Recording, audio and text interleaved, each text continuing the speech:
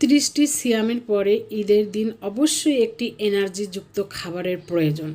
সেই চিন্তা করে আমি একেবারে ভিন্ন স্বাদের একটি পায়েস নিয়ে এসেছি, যেন এই পায়েসটি খেলেই শরীরে পরিপূর্ণভাবে এনার্জি চলে আসে।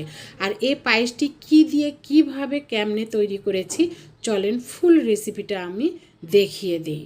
আর এই ফুল রেসিপি অবশ্যই দেখতে হবে, তাহলে আপনারা ঈদের দিন এই পায়েসটা অবশ্যই তৈরি করে ফেলবেন। এখানে আমি চাল নিয়েছি রাইস কুকারের পট দিয়ে 1.5 পট, আর দুধ নিয়েছি আমি 5 লিটার, মানে 5 কেজি। এই যে দেখেন এখানে রাইস কুকারের পট দিয়ে আমি 1.5 পট চাল নিয়েছি আর 5 লিটার দুধ নিয়েছি। দুধগুলো আমি আগে থেকে জাল দিয়ে নিয়েছি, তারপরে আমি পোলার চালগুলো গরম দুধের মধ্যে দিয়েছি। এখানে কয়েকটি এলাচ আর 2টি দারচিনি দিয়ে দিলাম। তাড়াতাড়ি এটা নাড়তে হবে যেন চাউলগুলো আপনি দলা পেকে না যায়, এটা নাড়তে থাকতে হবে। আর পায়েস নাড়ার উপরেই কিন্তু টেস্ট আসে। আর এখানে আপনার লবণ দিয়ে দিলাম সামান্য পরিমাণ, এই পায়েসের মিষ্টিটা ধরে রাখার জন্য।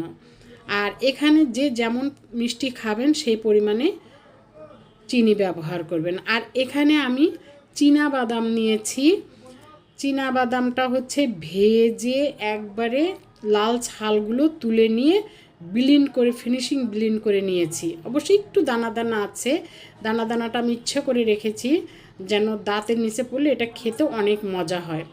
আর এখানে গুঁড়ো দুধ নিয়েছি আমি 500 গ্রাম, এর মধ্যে সামান্য একটু পানি দিয়ে গুলিয়ে নেব। এই দুধটা যখন গোলানো হয়ে যাবে তখন আমি গরম দুধের মধ্যে পাউডার দুধই দিতে পারতাম, কিন্তু একটু গুলিয়ে নিলাম, তাহলে এই দুধটা দলা ধরবে না। এখন ভালো করে গুলিয়ে নেব। এটা গুলিয়ে নেওয়ার পর আরেকটা ইম্পর্টেন্ট জিনিস আছে, সেই জিনিসটাও দিব। সেটা হচ্ছে এটা ভালো করে মিক্সড করে নেব, নিয়ে তারপরে যে জিনিসটা দিব চলেন সেটা এখন রেডি করে নিই। এই যেখানে ডিম 5টি ডিম নিয়েছি, এখানে 5টি ডিম আমি এখানে গুলিয়ে নিয়েছি। একবারে ফিনিশিংভাবে গুলিয়ে নেব। নেওয়ার পর তারপরে এক হাত দিয়ে নাড়বো আর এক হাত দিয়ে আমি এটা আস্তে আস্তে আস্তে আস্তে দিতে থাকবো যেন এটা দলা ধরে না যায়। আর ডিমটা যখন দিতে থাকবো, দিয়ে নাড়তে থাকবো, নাড়তে নাড়তে নাড়তে নাড়তে এটা একবারে ভিতর থেকে সেদ্ধ হয়ে আসবে, পায়েসের সাথে একবারে মিশে যাবে। তারপরে এটা আমি ভালো করে নাড়াচাড়া করে নামিয়ে নেব। দেখেন এটা আমার ভালো করে ফিনিশিং করে নাড়া হয়ে গিয়েছে এবং ডিমটা ভালো মতো একবারে পায়েসের সাথে লেগে গিয়েছে, বোঝা যাচ্ছে না যে এখানে আমি ডিম ব্যবহার করেছি। আর এখানে একটু এলাচের গুঁড়ো দিয়ে দিবেন যেন ডিমের গন্ধটা না থাকে। অলরেডি আমি আগে থেকেই এলাচ দিয়েছি, তারপর একটু এলাচের গুঁড়ো দিয়েছি। আর এখানে হচ্ছে এই যে পায়েস আমার হয়ে গিয়েছে। দেখেন একবারে এনার্জি যুক্ত এই ডাবু দিয়ে যদি এক ডাবু পায়েস খেয়ে যদি কেউ নামাজে যায় পরিপূর্ণ এনার্জি থেকে যাবে শরীরে। আগে যাবেন না, এখানে কিন্তু পুডিংয়ের রেসিপিটাও আছে, ক্যারামেল কিভাবে তৈরি করে সেটিও আমি দেখাবো। অবশ্যই আগে যাবেন না কিন্তু। চলেন এখন পুডিংয়ের রেসিপিটা দেখে দিই। এখানে যে আমি সার্ভ করেছি এবং গার্নিশ করার সময়টা পাইনি, আপনারা গার্নিশ করবেন। এখানে আমি পুডিং করার জন্য 4টি ডিম নিয়েছি। 4টি না 5টি ডিম খেয়াল নেই, এখানে মনে হয় 4টি ডিমই নিয়েছি। 4টি ডিম নিয়ে গুলিয়ে রেখে দিলাম। আর এখানে হচ্ছে আপনার দুধ নিয়েছি আমি প্রায় আড়াই কেজি।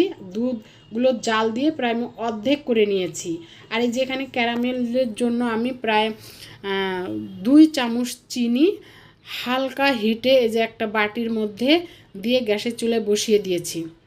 এই চিনিটা গলতে গলতে যখন লালচে হয়ে যাবে তখন এটা আমি নামিয়ে নেব। এই চিনি গললে এটাই হয়ে যায় ক্যারামেল। এটা বেশি কালো করা যাবে না, নাহলে তিতা হয়ে যাবে। এটা লালটে লালটে হওয়ার সাথে সাথে নামিয়ে নিতে হবে। এটা কিন্তু আমার ক্যারামেলটা হয়ে গিয়েছে। এখন এটা আমি নামিয়ে ঠান্ডা করতে দেব। আর ওখানে আমি ডিম আর দুধ যে আলাদা আলাদা করে রেখেছি, ডিমটা এখন দুধের সাথে মিক্সচার করে দেব। এই যে ডিমটা গুলিয়ে নিয়েছি, এখানে দুধের সঙ্গে কিন্তু আমি চিনি দিয়েছি।